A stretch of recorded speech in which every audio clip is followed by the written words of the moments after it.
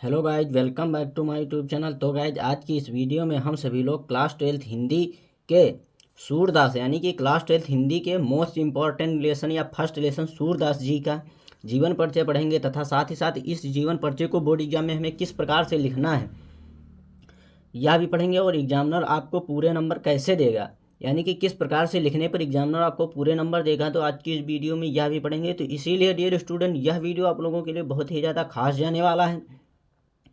तो dear student, इसीलिए video पर अंत तक बने रहें और थोड़ा सा भी स्किप ना करें। तो डियर स्टूडेंट, आप लोगों को बता दें कि क्वेश्चन किस प्रकार से पूछा जाएगा। कुछ स्टूडेंट को डाउट रहता है कि क्वेश्चन किस प्रकार से आएगा, तो मैं आज की इस वीडियो में यह भी बता दूंगा कि क्वेश्चन किस प्रकार से आएगा। तो क्वेश्चन पूछा जाएगा कि सूरदास जी का जीवन परिचय देते हुए उनकी एक प्रमुख रचना का उल्लेख कीजिए। गाइज, बिल्कुल इसी प्रकार से क्वेश्चन आएगा, तो आप लोगों को कन्फ्यूज बिल्कुल भी नहीं होना है। गाइज, यह प्रश्न 5 नंबर का आता है। 3 नंबर का जीवन परिचय और 2 नंबर की रचनाएं या कृतियां पूछी जाती हैं।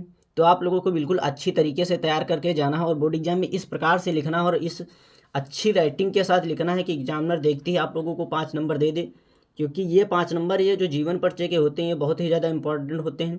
क्योंकि 5 नंबर है पद्य के और 5 नंबर गद्य के, यानी कि 10 नंबर के जो जीवन परिचय होते हैं आप लोगों को बिल्कुल अच्छी तरीके से तैयार करके जाना है। अगर आप किसी अन्य लेखक का भी आप जीवन परिचय तैयार करना चाहते हो तो हमारी दूसरी वीडियो पर भी जाकर उसे देख सकते हैं।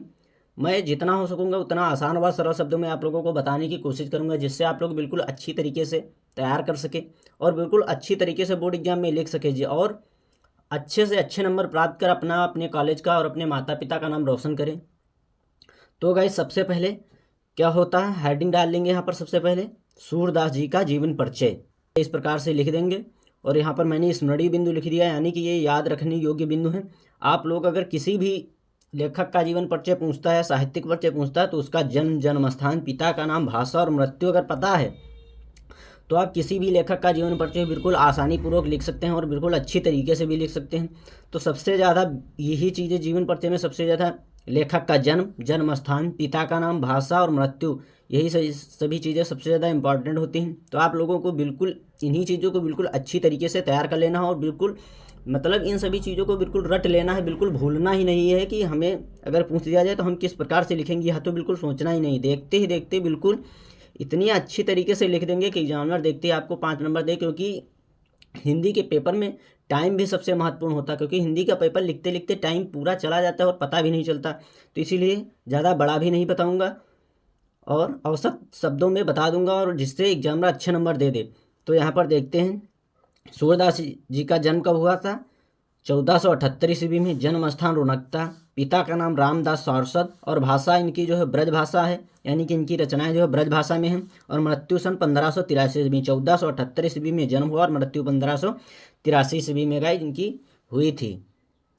इसके बाद गाइज हेडिंग डालेंगे जीवन परिचय, क्योंकि जीवन परिचय पूछता है तो इसलिए हम सभी लोग हेडिंग डालेंगे जीवन परिचय और लिखेंगे सूरदास जी का जन्म सन 1478 ईस्वी में आगरा मथुरा मार्ग पर स्थित रोनकता नामक गांव में हुआ था। कुछ विद्वान इनका जन्म स्थान दिल्ली के निकट से ही गांव को मानते हैं। सूरदास जी जन्मांध थे, यानी कि सूरदास जी जन्म से ही अंधे थे। इस विषय पर भी विद्वानों में अनेक मतभेद है, यानी कि कुछ विद्वान कहते हैं कि सूरदास जी जन्म से अंधे थे और कुछ विद्वान कहते हैं कि ये जन्मांध नहीं थे। इन्होंने श्री कृष्ण जी की बाल लीलाओं का ऐसा वर्णन चित्रण किया है कि जो आँखों से प्रत्यक्ष देखे बिना संभव नहीं। यानी कि इन्होंने श्री कृष्ण जी की इस प्रकार से लीलाओं का वर्णन कर दिया है, तो ऐसा लगता है कि बिना आँखों के व्यक्ति ऐसा नहीं कर सकता है। सूरदास जी बचपन से ही भगवत भक्त में विश्वास करते थे।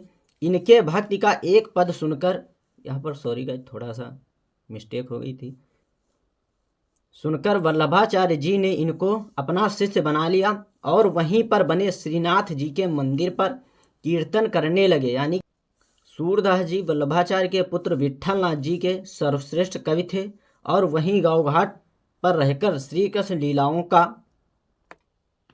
वर्णन करते थे। और सन 1583 ईस्वी में इनकी मृत्यु हो गई। गाइस, जितना हो सकेगा उतना आसान व सरल शब्दों में बता दूंगा, ज़्यादा बड़ा भी नहीं लिखना है।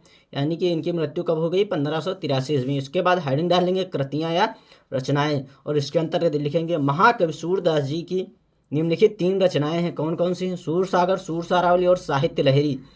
ये जो है इनकी 3 मोस्ट इम्पॉर्टेंट रचनाएँ हैं जो कि बहुत ही ज़्यादा इम्पॉर्टेंट हो। लगभग ये जीवन परिचय हर बार बोर्ड एग्जाम में पूछता है। तो डियर स्टूडेंट, अगर आप हमारे यूट्यूब चैनल पर पहली बार आए तो प्लीज़ हमारे यूट्यूब चैनल को सब्सक्राइब करें एंड वीडियो को लाइक करें तथा बेल आइकन को दबाना बिल्कुल भी ना भूलें, जिससे मैं जो भी वीडियो अपलोड करूं वो सबसे पहले डायरेक्टली आप तक जरूर पहुंचे और आप उसे भी देखकर बिल्कुल अच्छी तैयारी करके बोर्ड एग्जाम में जाइए।